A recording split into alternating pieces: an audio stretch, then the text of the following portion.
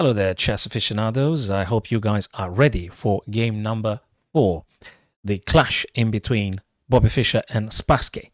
We came to this very point, and this is a brilliant game because it proves how strong players they were, and they really fought. They fought it really, really hard. Very instructive game in the open Sicilian Southern attack. And let's just do it. I don't want to waste any more time now. So e4. c5, that's the Sicilian. Knight f3 and d6 being played, chosen here by Boris Spassky. d4, right for the middle, challenging, takes, and knight captures. And now theoretical approaches now, knight f6, aiming the e4 pawn, which very easily, simply, knight c3 just defends it. Knight c6, keep on developing your pieces. And bishop c4. This is the classical Sicilian open Southern attack. Now, you developed bishop to c4. You're looking potentially at f7. Potentially, I'm saying. So that's important to keep this in mind. e6 just shuts it off. They want to say, you know something, I'm going to play e6. A little bit stopping that bishop diagonal. And there is another thing to this. Bishop also has a bit of space to being developed. Bishop to b3 now being played. Bishop to e7, bishop to e3, develop, develop, develop. Very important. And castles, and castles. So all these are theoretical lines. You're going to find them in any archive being played over and over again by very many chess players, from level club level players to title players. e6, and that's already telling a6 that b5 is in intention with bishop b5, bishop b7 prospects looking down this diagonal. So every single time in Sicilian you're seeing the a6, you will know that actually it has to do with b5 and bishop b7, very, very likely. f4 now, very courageous, bang, going for the center, supporting an e5 pawn advancement at some point. So that's the idea with f4 to support e5. Keep this in mind, guys. So knight now takes on d4, and bishop captures back here. b5, exactly as we suggested now, because the bishop is going to come into the game. And where else than this very nice diagonal b7 to g2 here. So now b5 has another idea behind it. It's not just to allow the bishop to develop, because obviously there is no point to get the bishop on d7. You're not going to do nothing. That's not that strong. So this is maybe an opportunity now to explaining perhaps to our younger friends here that bishop d7 is not as strong as bishop b7, just to explain this for everybody. And b5 means another thing. They want to harass the knight on c3, and if that knight moves, actually e4 is hanging. So that's another idea for you to understand. If you're having whites, your opponent plays b5, they want to push b4. When this guy moves, e4 is actually hanging. So you're going to drop that pawn. If you don't want to lose the pawn, you either play a3, stopping the b4. That's for one. You may do queen d3, not queen f3, because that will subject your queen to potential bishop attack. So don't do that. So queen d3, or you want to play more aggressively, just simply push the pawn, which, by the way, is going to happen. You push the pawn, black takes, you're going to take back with the pawn because that forces the knight to move. Obviously, can't move here, and they're going to have to drop over to d7. But nevertheless, a3 is a very good move played here by Bobby Fischer. Bishop to b7, queen to d3. You try to connect your rooks. It's important. Always do the rooks connection. a5 now coming down. Probably they want to say either I'm going to push a4. I'm going to do something in regards to this. I may be pushing b4 as well. e5 being pushed by white takes, and you take with the pawn. Now you may say, yeah, but what about the b5? The b5 is hanging. Yeah, but there is more to it than what meets the eye. So knight takes on b5 indeed, and knight plays on c5, targeting this guy and targeting the queen. So you either maintain the queen on the third rank to being able to replace the bishop when the knight takes, or you take it as bishop did. Yeah, you could have played probably some queen c3, queen e3 here. Not a bad stuff. Queen e3 puts pressure on the knight and stuff, but you know, it could be that knight takes and queen takes, and probably in principle you may not want to having a rook coming to the b file at some point. So he said, you know something, I'm going to take your knight. Another idea, the bishop on d4 here hits its own pawn so to speak. And probably that stood among the reasons why Fischer here decided to take the knight. He said, look, I'm not going to do a great deal with this guy. I'm actually attacking my own pawn. So I'm going to take your knight here, preserve my bishop, and maybe given a chance at some point, maybe I could just try and speculate something in this on this diagonal. Perhaps amongst the many thoughts he might have fought.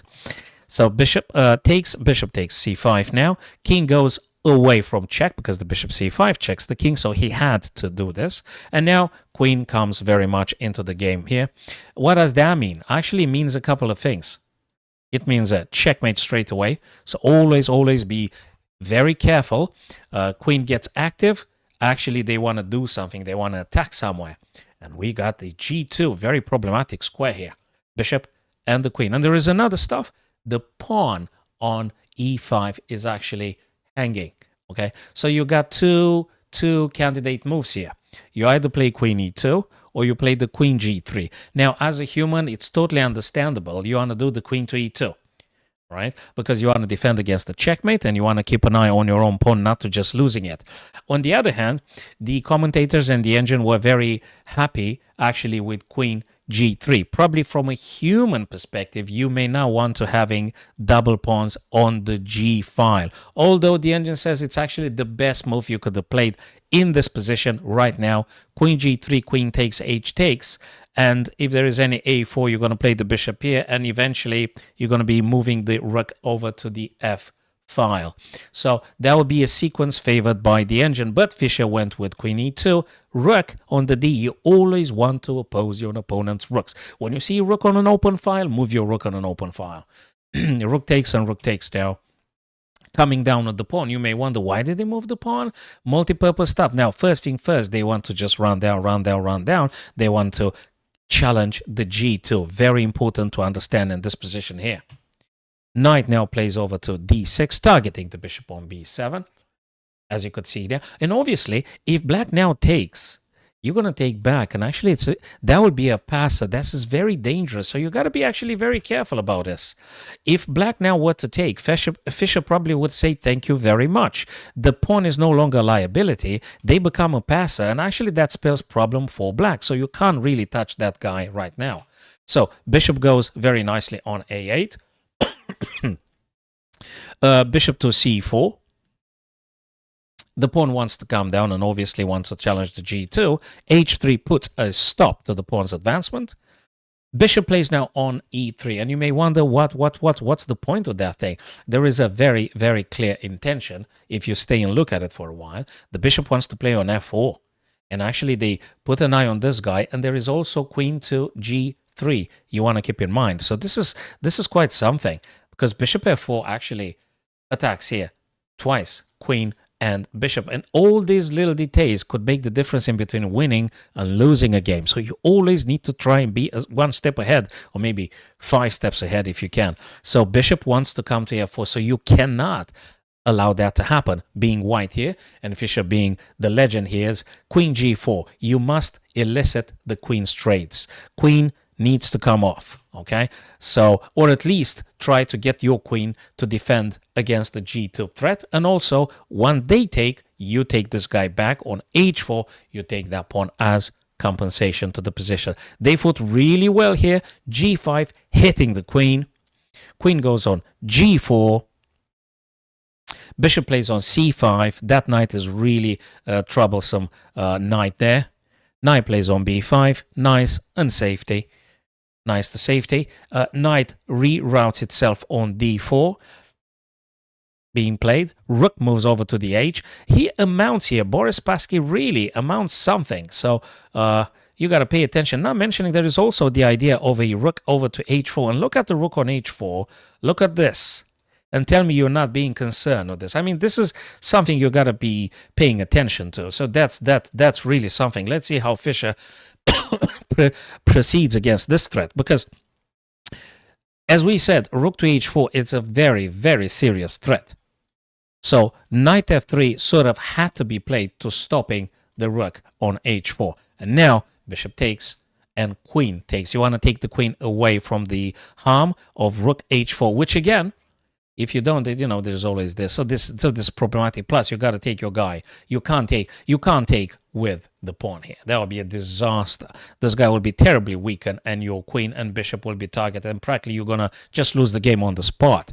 So queen f3. Just try to explain as much as possible. And now, if you wonder what's this thing with the bishop, actually, this is very, very, very dangerous. Bishop, battery, queen, threaten, checkmate on h2. Really serious. There is one correct move you should play, and there is no other. There is only one correct move. Pause it, guys, for a second and see if you notice the move like Fischer did. One particular move now, and that is queen to c3.